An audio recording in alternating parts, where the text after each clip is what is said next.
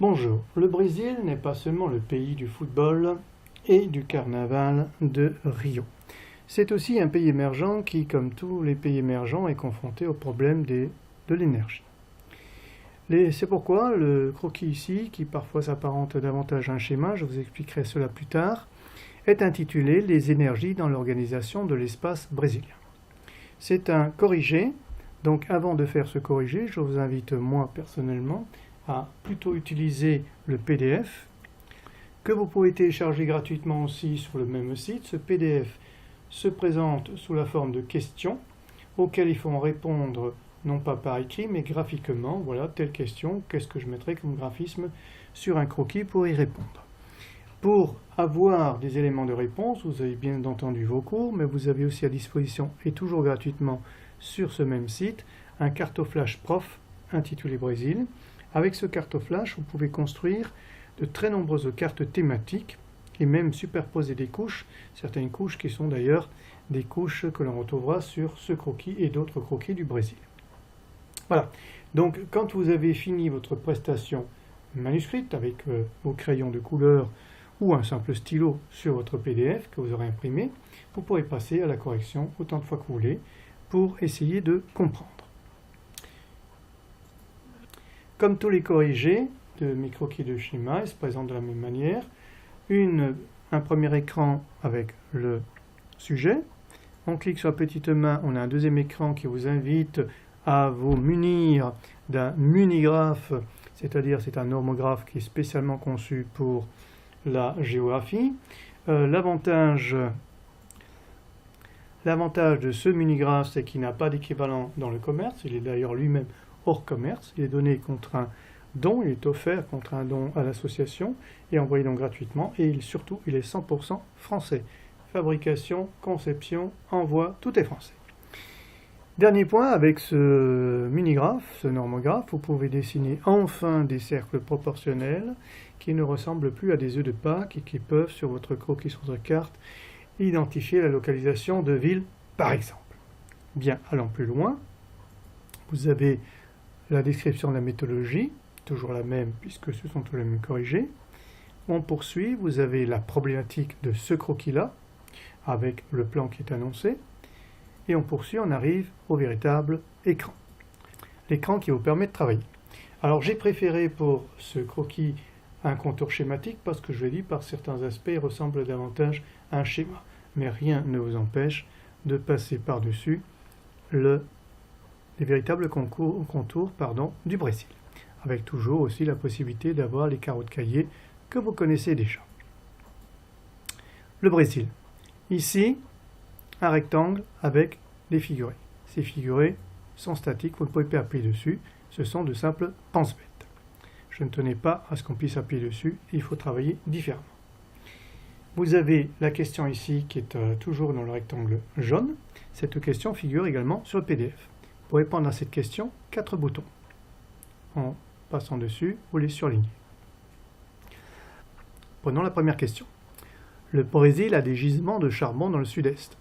Question toujours la même, comment allez-vous les représenter? Comment représenter des gisements de charbon? Alors on regarde ici, est-ce que ça m'inspire? Je pourrais éventuellement pencher vers un figuré de surface, des rayures vers ce peu probable pour le charbon. Donc pourquoi pas ces espèces de rayures ici. Je clique donc sur figuré de surface. Ce n'est pas le bon choix. Je vous invite surtout à lire cette réponse qui se trouve dans ce rectangle parce qu'elle vous explique pourquoi le figuré de surface n'est pas le bon. Il en va de même lorsque le figuré est bon. Alors, essayons de trouver déjà. J'ai des gisements de charbon dessinés, surface ce n'est pas bon, flèche c'est peu probable, linéaire pourquoi pas, mais on ne va pas trop insister, voyons tout de suite ponctuel. Voilà, c'est le bon choix, et on vous explique ici pourquoi c'est le bon choix, et surtout pourquoi ce figuré a été choisi plutôt qu'un autre, c'est-à-dire pourquoi un losange et pas le reste. Pourquoi losange? Parce que tout simplement, le losange c'est celui qui est utilisé sur toutes les cartes depuis que les cartes existent, c'est-à-dire les cartes thématiques existent, il y a toujours eu un losange noir pour le charbon. Alors, je sais bien que de temps en temps j'innove, lorsqu'il n'y a rien qui existe, mais lorsqu'il y a des signes dits conventionnels, il vaut mieux les utiliser, parce que imaginez que demain, quelqu'un dessine un triangle bleu et marque dedans en vert, stop, ça voudrait dire arrêtez-vous. Mais quel est l'automobiliste, le cycliste qui s'arrêtera?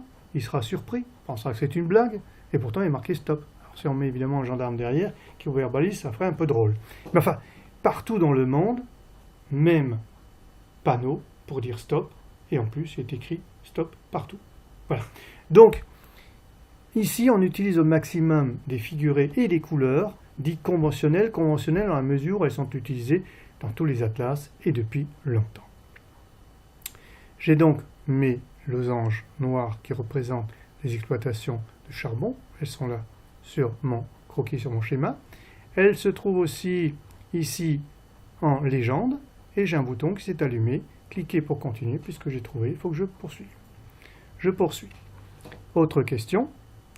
Les figures restent toujours les mêmes. Alors, c'est volontaire. J'avais une ancienne version où les figurés s'enlevaient au fur et à mesure. Et puis je me suis dit non, c'est pas bon parce que si ça enlève au fur et à mesure, à la fin vous n'en avez plus que 2.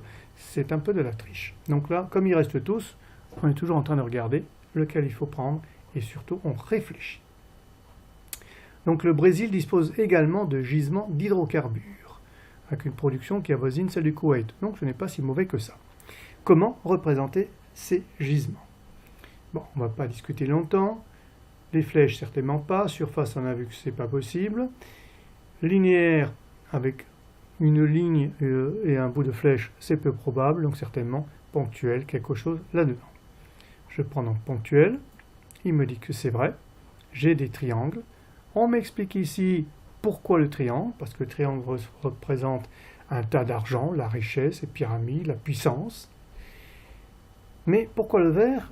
Le vert aussi, parce que c'est une couleur conventionnelle. Depuis toujours, les gisements d'hydrocarbures sont dessinés en vert sur les atlas, dans vos manuels.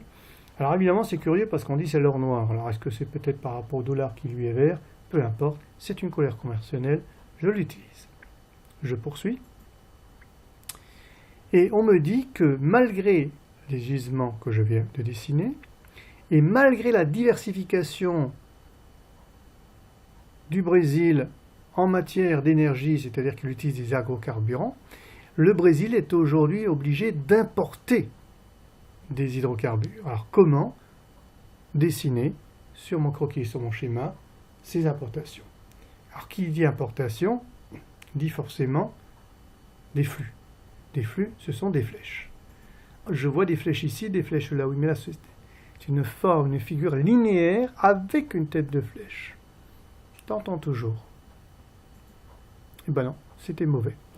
Non, parce que tout simplement, ce sont des importations, on ne sait pas, c'est un bateau qui les amène, donc on ne peut pas très bien le dessiner avec un figure linéaire, entourer le bateau et mettre une petite flèche, ça n'a pas de sens. Donc comme c'est une importation, il n'y a qu'un seul figuré possible, bien sûr, c'est flèche.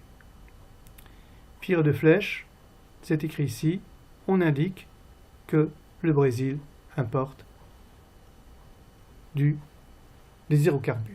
Et bien sûr, la flèche est en vert pour les mêmes raisons expliquées tout à l'heure.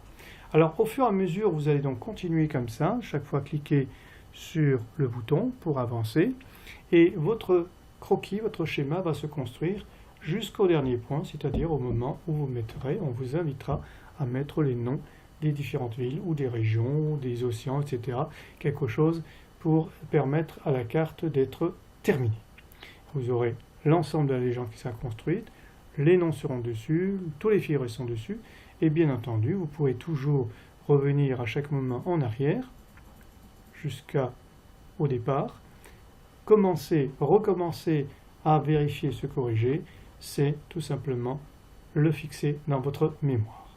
Voilà, je vous remercie, je vous invite à l'utiliser un maximum, et je répète qu'il est téléchargeable gratuitement dans tous les formats, Android, Apple Store, Mac et PC. Vous n'avez pas d'excuse de ne pas le faire. Merci et jusqu'au prochain croquis.